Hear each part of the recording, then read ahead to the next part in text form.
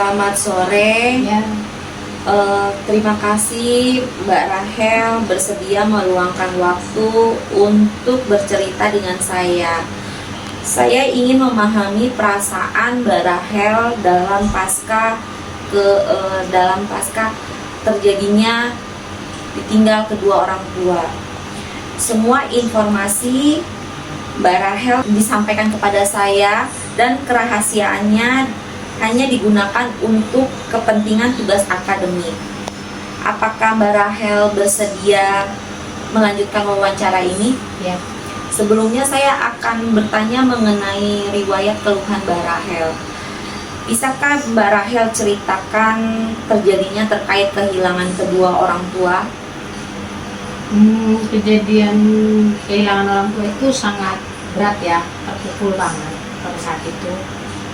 Karena biasa saya bersama-sama kumpul bersama orang tua, karena saya ditinggalkan untuk sendiri menjalani hidup.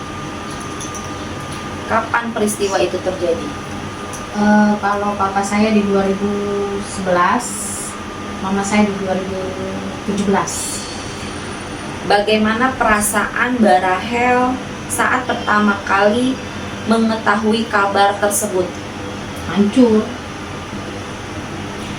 Apa yang paling Mbak Rahel rasakan sejak kehilangan kedua orang tua? Kesepian. Biasa ada teman curhat, sekarang harus sendiri. Apa perasaan sedih tersebut masih sering muncul sampai saat ini? Ya, Seberapa sering? di saat saya sedang sedih, sedang ada masalah, yang membutuhkan curhat pada orang tua, membutuhkan suatu solusi, ya di saat-saat seperti itu saya membutuhkan mereka. Apakah ada kenangan tertentu yang sering muncul ketika bersama orang tua? Apa yang Mbak Rahel pikirkan? Banyak kalau kenangan sama orang tua, yang bisa saya sebutin satu-satu lah kenangan itu. Ini saya akan terus bertanya ya mengenai emosinya Mbak Rahel ini. Apakah Mbak Rahel sering merasakan sedih, menangis, marah, atau merasa bersalah? Kalau merasa bersalah pasti, itu pasti. Tapi kalau untuk larut terus dalam kesedihan, kesal, itu nggak ada gunanya juga. Apakah Mbak Rahel merasa kehilangan semangat dalam menjalani kehidupan sehari-hari setelah pasca kedua orang tua meninggal? Iya, itu pasti. Contohnya? Ya biasanya saya ada tempat tertawa, bahagia, gimana sih biasa bersama kita langsung hilang gitu aja kan, langsung Down ya? langsung down. Kalau pola tidur ada nggak yang terganggu abis kehilangan orang tua? Pola tidur biasanya kan kalau misalnya rutinitas jam 9 ini yang seperti malam yang tidak bisa tidur gitu. Kalau masalah pola tidur, paling saya nggak orangnya sih yang nggak susah tidur sih kalau saya mah ya. Cuman paling ya kalau itu mimpi orang tua ya mimpi pasti ada.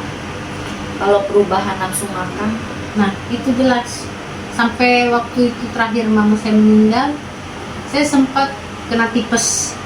Karena biasa saya makan bersama, walaupun dengan sambal, pakai telur, itu udah nikmat buat aku. Tapi bersama mama saya, di saat dia tidak ada, seperti nasi itu tidak ada rasa,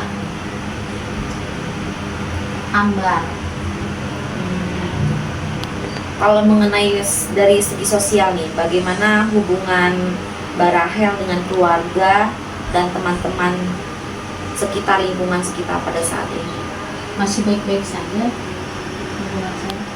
Masih aman lah ya? Masih Dukungannya lebih ya? lebih. Apakah Mbak Rahel lebih sering menyendiri dibandingkan sebelumnya? Enggak juga. Jadi masih aman, masih istilahnya masih Bersosialisasinya masih. masih ada ya. Apakah kehilangan ini mempengaruhi konsentrasi dalam bekerja? Enggak juga sih. Tapi ada.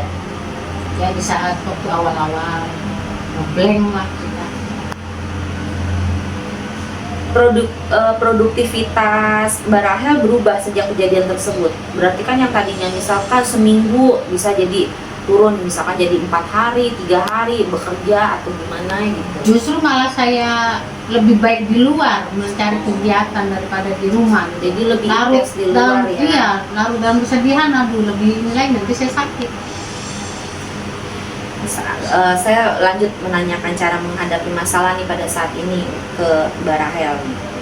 Apa yang biasanya Mbak Rahel lakukan ketika sedih, marah pada saat kehilangan orang tua? Menyalakan musik, saya nyanyi dengan sekeras-kerasnya, sekencang-kencangnya untuk meluapkan emosi saya.